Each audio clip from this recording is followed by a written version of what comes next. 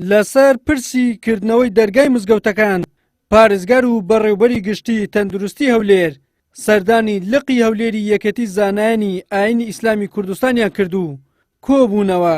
لە دوای کۆبوونەوەکەش پارێزگاری هەولێر لە کۆنگرێکی ڕۆژنامەوانیدا ڕایگەیاند ئێستا نەخۆشی کۆڕۆنا لە پێشووتر مەترسیدارترە، بۆیە داوا لە هاوڵاتیان و مامۆستایانی ئاینی دەکەین کەمێکی دیکە خۆڕاگرتر و پشوو درێژتر بن.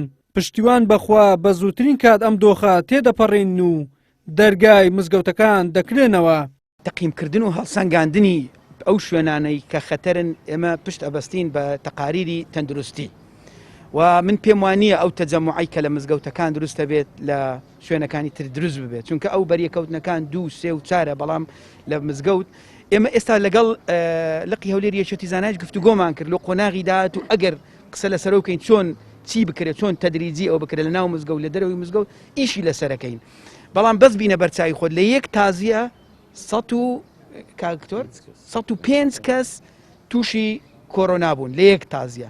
ئەی ئەگەر خوا نەخواستە بەرکەوتەیەک لە یەک مزگەوت پێ و 2000 کەسی تێدا بێ و 1000 کەس تێدا بێ چی ڕوودەدات. بۆیە مزگەوتەکانی ئێمە شوێنی عیبادەت و خواپەرستی و هەمیشە شوێنی پاک بوونە. ئێمە نامانەوێت لەوێەوە نەخۆشی بگوازرێتەوە و دەمانەوێت قەداست و پیرۆزی خۆی ئەو شوێنە پیرۆزانە هەروەکو خۆی بپارێزین. لای خۆیەوە سەرۆکی لقی هەولێری یەکەتی زانایان ڕای دەگەێنێت لە ئێستادا لادان و دەرچوونی ئێمە لە ڕێنماییە تەندروستیەکان بێ شەرعیە، کەم تەرخەمی دکتۆرەکانیش دەبێتە گوناهی دنیا و قیامەتیان. بۆیە داوا دەکەین هەر کاتێک مەترسی کۆڕۆنە نەما بە زووترین کات دەرگای مزگەوتەکان بکرێنەوە.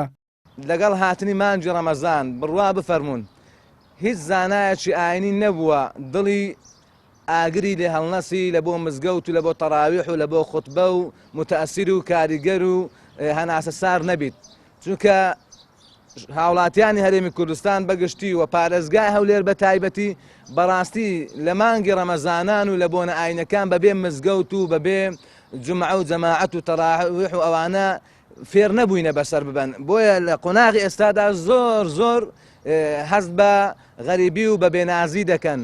ئێمە وەکو موسڵمان هەست بە بێنازی دەکەین.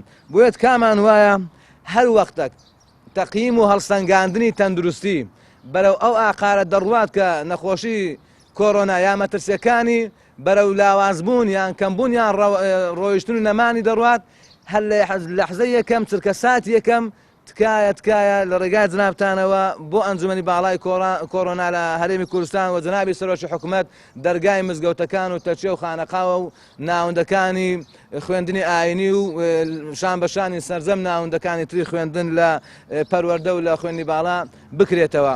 لەگەڵ بڵاوبوونەوەی ڤایرۆسی کۆڕۆنا لە کوردستان مامۆستایانی ئاینی و نوێژ خوێنان پێش هەموو چوین و توێژەکانی تری کۆمەلگا بەداخستنی دەرگای مزگەوتەکان لەسەر بنەمای شەرعی ئیسلام پابەندبوونی خۆیان بە ڕێنماییە تەندروستیەکان دەربڕی.